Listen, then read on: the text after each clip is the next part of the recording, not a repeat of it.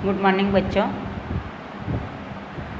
आज मैं कक्षा 10 में विषय गुजराती काव्य है 11 काव्य दीवान खाना में ये पढ़ाने के लिए जा रही हूँ। दीवान खाना में दीवान खानु कोने कहेवामां आवे कि जो आगे का जो रूम है, हमारा घर है, घर के पहला रूम है, उसको दीवान खाना कहते हैं। तो दीवान खाना में मतलब पहले ही रूम में। दीवान खाना में काव्य का कवि का नाम है पन्ना नायक। उसका जन्म कब हुआ था? 28/12/1933। उसका जन्म कब हुआ था? 28/12/1933। पन्ना धीरजलाल नायकનું वतन सूरत है। पन्ना धीरजलाल नायक का वतन कौन सा है? सूरत। हाल तेओ अमेरिका में वसे छे।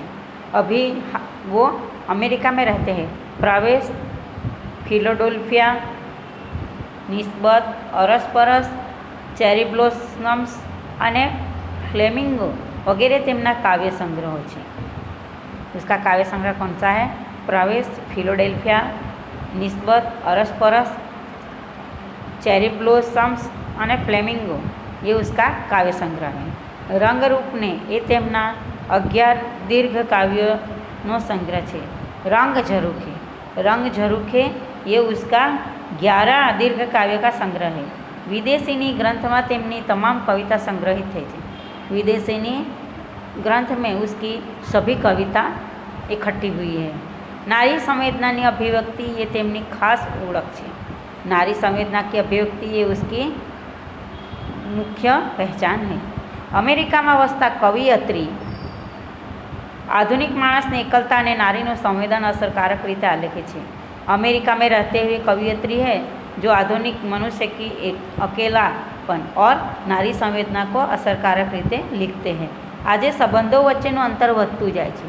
आज संबंध का बीच का अंतर बढ़ता जाता है।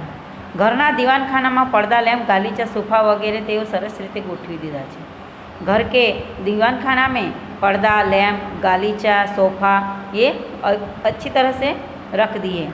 ये थी दीवानखाना सुशोभित थई। इसलिए दीवानखाना मतलब पहला जो रूम है वो बहुत सुंदर दिखने लगा। पर पछी नायिका जातने पूछे छे कि बाद में नायिका खुद अपने को पूछती है, आ बधा में मारू स्थान क्या है? ये सभी चीज़ तो मैंने अच्छी तरह से रख दी, लेकिन ये सभी में मेरा स्थान कहाँ है? हूँ मने क्या गोठूँ? मैं मेरी जात को कहाँ रखूँ? पोताનું केंद्र शोधी सकती नहीं। वो अपना केंद्र ढूंढ पाती नहीं है। माणस संबंधनी जग्या साधनों थी भरी तो शके। मनुष्य संबंध की जगह पे साधन से अपना पूरा घर भर तो सकती है, लेकिन पछी एकलता पण अनुभवे तेनी वेदना काव्य में सरस रीते व्यक्त थई छे। बाद में उसके अकेलापन का भी अनुभव करती है। उसकी वेदना है, उसका दर्द है, वो काव्य में सुंदर रीते व्यक्त थई छे। काव्य में अच्छी तरह से व्यक्त हुई है। अभी बच्चों हम काव्य देखते हैं। दीवान खाना ने व्यवस्थित करूँ छूं।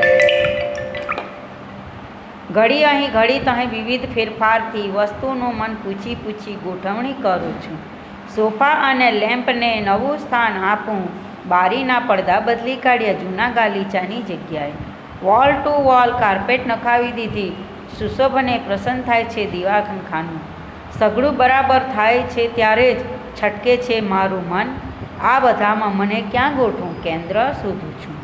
ज्यां हुं सरखी बेसी सकूं पण बारीकणीथी रस्तो निहाळती हूँ ऊभी ज रहूं छुं। कवि यहाँ अपने खुद को, अपनी जात को ये अकेलापन का महसूस कर रही है कि सभी चीज़ वस्तु मैंने आगे वाले रूम में सभी जगह जहाँ रखना था वहाँ व्यवस्थित रख दिया है और पूरा रूम अच्छा भी दिखता है, लेकिन ये पूरा रूम में सभी चीज़ वस्तु मैंने व्यवस्थित रख दी है। ये चीज़ों में मैं मेरी जात को मैं कहाँ रखूँ इसको? तो दीवान खाना ने व्यवस्थित करूँ छूँ। दीवान खाना का वो झाड़ झपाट करके, वो साफ़ सफाई करके सभी चीज़ वस्तु, वॉलपेपर है, फ़ोटो है, भगवान का फ़ोटो है, कोई भी हो, वो गालीचा, सोफ़ा, कुर्सी, टेबल, फूलदानी ये तो सब अच्छी तरह से रखती हैं। घड़ी अहीं घड़ी तहीं विविध फेरफारों थी वस्तुનું मान पूछी पूछी गोठवणी करूँ छूं। ये चीज़ यहाँ रखना, ये चीज़ यहाँ तो अच्छा दिखा, ये चीज़ यहाँ, ये सब चीज़ वस्तुओं को पूछती है और उसको कहाँ अच्छा लगे, कहाँ अच्छा दिखे, बाद में ये पूछ पूछ के उसको रखती है। सोफा અને લેમ્પને નવું સ્થાન આપ્યું। सोफ़ा सेट और लैंप जो लाइट है उसको भी मैंने नया स्थान दिया। बारी ना पर्दा बदली काढ़िया, वो खिड़की है वो खिड़की का पर्दा भी बदल दिया। जूना गालीचानी जग्याए वॉल टू वॉल कारपेट नखावी दी थी। वो नीचे जाजम पाथरते हैं, गालीचा पाथरते हैं, वो गालीचा की जगह उसने दीवार पे भी वॉल टू वॉल कारपेट भी नखा दी। सुशोभन प्रसन्न थाय छे दीवाखाना। अच्छी तरह से सभी चीज़ वस्तु रखेंगे तो दीवान खाना भी बहुत अच्छा दिखता है। सगड़ू बराबर थाय छे त्यारे छटके छे मारू मन।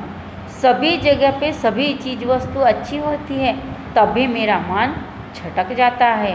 आ बधा मां मने क्या गोठूं, ये सभी चीज़ वस्तु में मैं मेरी जात को कहाँ रखूं। ये कवि के मन में अकेलापन का एक प्रश्न महसूस होता है, अनुभव होता है। केंद्र शोधूं छूं, मैं कौन सी जगह पे रुक जाऊं, कौन सी जगह के बैठूं, कौन सी जगह पे खड़ी हूँ, वो एक प्रश्न है। जहाँ हूँ सरखू बेसी सकूँ, जो जगह पे मैं अच्छी तरह से बैठ पाऊँ, अच्छी तरह से सभी चीज़ वस्तु का निरीक्षण कर पाऊँ, वो खिड़की के पास बैठूँ तो बाहर के रास्ते पे कौन आने जाते वो भी देख सकूँ, ऐसा मैं अच्छी तरह से बैठ सकूँ, ऐसी जगह भी कभी ढूंढते हैं। पर बारी कने थी रस्तो निहाड़ी हूँ क्या, हूँ ऊभी ज रहूँ छूँ, लेकिन खिड़की के पास जाती है और वहाँ से नीचे देखकर वो अपना रास्ता देखती रहती है, वो खड़ी ही रहती है, वो अपनी चाँद पर को कभी बिठा नहीं पाती अपनी सभी चीज़ वस्तुओं जैसी। तो काव्य ही बार बार देखना और उसको समझना। अब हम आगे शब्दार्थ देखते हैं। शब्द समझूती देखो। गालीचो जाजम वॉल टू वॉल कारपेट, दीवाल थी दीवाल सुधी नाखવાની શેતરંજી, કેન્દ્રબિંદુ મધ્યબિંદુ, રસ્તો માર્ગ પંથ, મન અંતઃકરણ અંતર।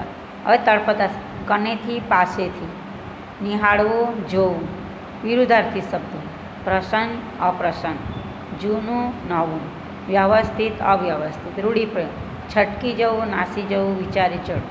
શબ્દ સમૂહ મુલાકાત માટેનો બેઠકનો ઓરડો, તેને શું કહેવાય, દીવાનખાનું।